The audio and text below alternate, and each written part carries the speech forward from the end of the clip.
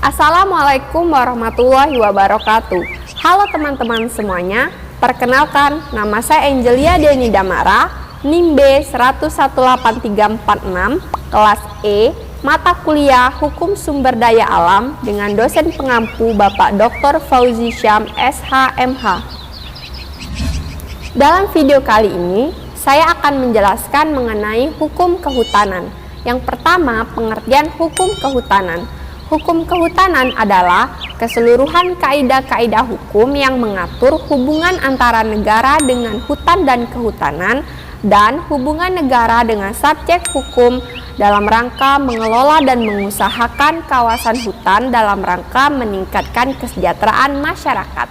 Hukum kehutanan dibedakan menjadi dua macam, meliputi yang pertama hukum kehutanan tertulis dan yang kedua hukum kehutanan tidak tertulis. Hukum kehutanan tertulis adalah keseluruhan kaidah hukum yang dibuat oleh lembaga yang berwenang yang mengatur hal-hal yang berkaitan dengan hutan dan kehutanan. Contohnya, Undang-Undang Nomor 41 Tahun 1999 tentang Kehutanan dan berbagai peraturan pelaksanaannya. Yang kedua, hukum kehutanan tidak tertulis atau juga disebut hukum adat mengenai hutan adalah aturan-aturan yang tidak tertulis yang timbul, tumbuh, dan berkembang dalam masyarakat setempat, jadi sifatnya lokal. Hal-hal yang diatur dalam hukum kehutanan tidak tertulis antara lain, yang pertama, hak membuka tanah di hutan, hak untuk menebang pohon atau kayu, hak untuk memungut hasil hutan, dan hak untuk mengembalakan ternak. Selanjutnya, sifat dan tujuan hukum kehutanan. Hukum kehutanan mempunyai sifat khusus atau lex specialis karena hukum kehutanan ini hanya mengatur hal-hal yang berkaitan dengan hutan dan kehutanan.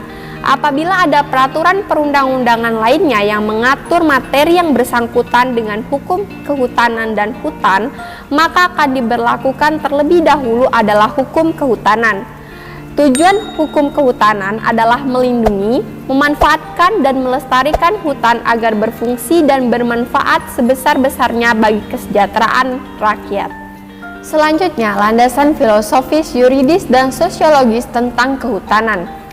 Landasan filosofis tentang kehutanan ditetapkan Undang-Undang Nomor 41 Tahun 1999 tentang Kehutanan, yaitu dalam rangka melindungi dan memanfaatkan sumber daya hutan untuk sebesar-besarnya kemakmuran rakyat.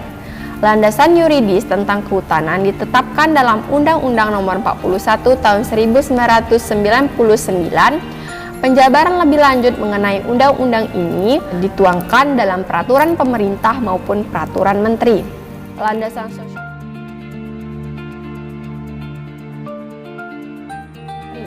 Landasan sosiologis ditetapkan dalam Undang-Undang Nomor 41 Tahun 1999 tentang Kehutanan adalah karena masih banyaknya hutan yang mengalami kerusakan di Indonesia.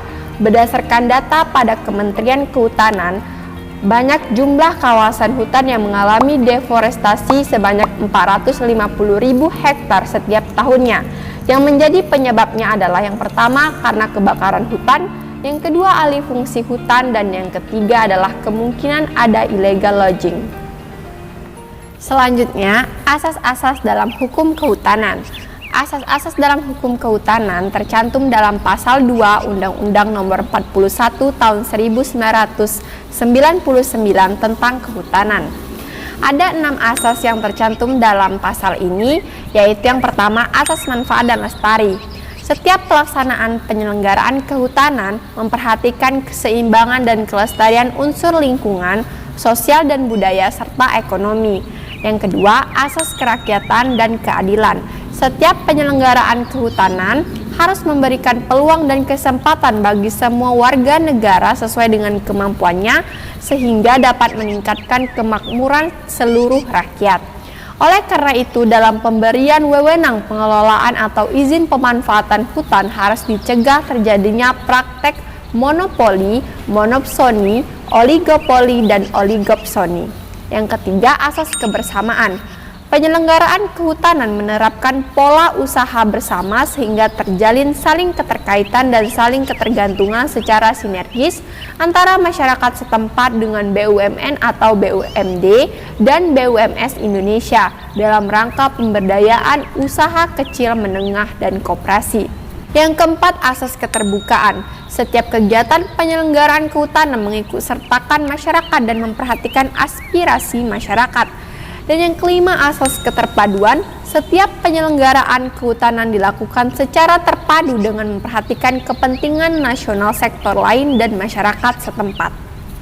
Sekian video dari saya untuk memenuhi tugas hukum sumber daya alam mengenai hukum kehutanan.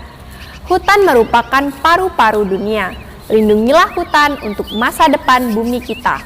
Sekian dari saya. Wassalamualaikum warahmatullahi wabarakatuh.